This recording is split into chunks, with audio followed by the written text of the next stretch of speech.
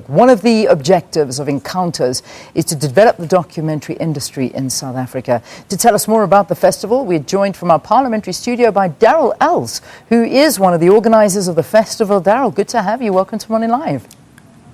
Good morning. Thanks very much for having me on the show. So, since the Encounters Festival was conceptualised, what's been the success and developments in the documentary industry in South Africa?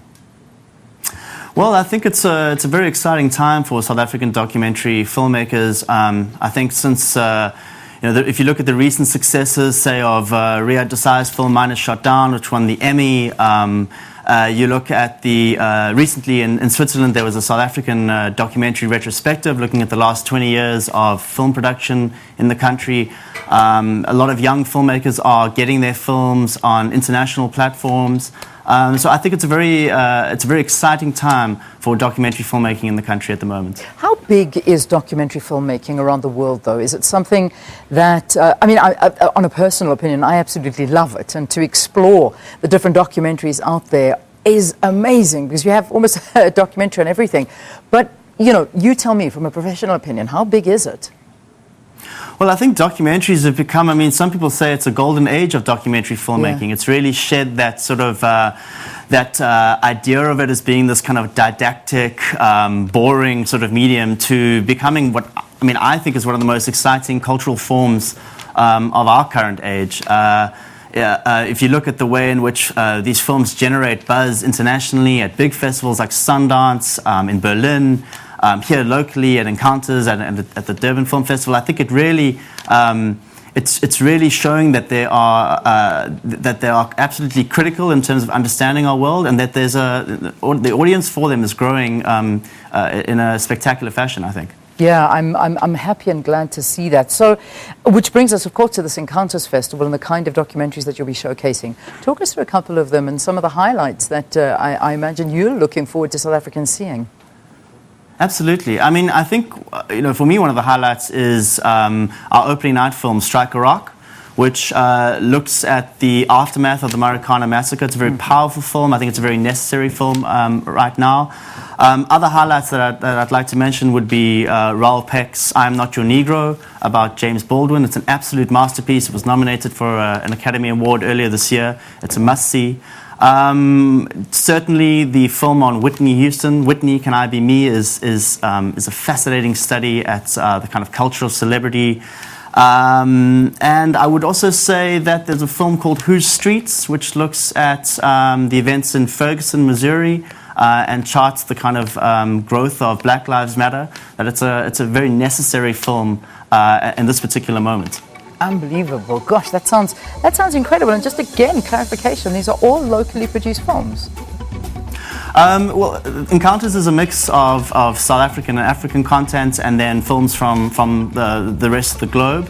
One thing to mention is that we also have a virtual reality and interactive exhibition, which runs in both Johannesburg and Cape Town, where people can experience immersive 360-degree non-fiction films, which is quite something.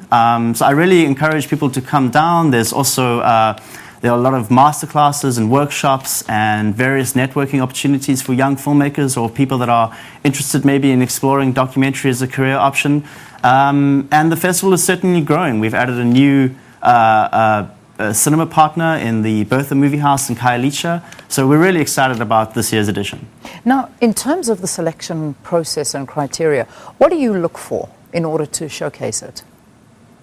Well, this year I felt, I think given the current kind of uncertain, sort of anxious moment that we're all experiencing in the kind of contemporary world, I felt that it was important for the festival to have a very strong kind of political tone. So I was certainly looking for films that reflected that, or sort of reflected or refracted our current kind of contemporary era. But also films that show us the past in a different way. There's two films that I can recommend from the South African selection, Uprise and Indwe, which do that, and I think in a very beautiful way. Yeah. At the same time, I was also looking for films that challenge the idea of what a documentary can do. So films that are really sort of pushing the boundaries and exploring new territory with in terms of non-fiction storytelling. Now, just as we wrap, some sort of details about it. We know the date. It's the 1st to the 11th of June. Booking tickets, where they're going to be showing. Talk to us about the logistics. Sure. I think the first protocol for anyone is to get hold of one of our programs, or better yet, go to our website, which is encounters.co.za. Our cinema partners are Ster Kinekor, and you can book tickets at the cinema partners website. So it's Ster Kinekor, it's the Bioscope, it's the Labia, and it's also running at the Bertha Movie House in Khayelitsha. Ah, that sounds amazing. I wish you the best of luck. I'm dying to see a couple of them, so I'm going to hope it comes to Joburg. Is there a possibility you'll bring it here? The festival runs in both Johannesburg and Cape Town simultaneously over that period. So fantastic. There'll definitely be an opportunity to come through. Good, I'm coming. I got to come and watch some of these. Fantastic. They sound amazing. Thank you, Daryl. Thank you very, very much for joining us here on Morning Live, talking to us about some of the brilliant documentaries that are going to be showcased at the Encounters Film Festival. Documentary making here in South Africa, really getting stronger and stronger. Daryl was in our parliamentary studios, and of course he is the festival director.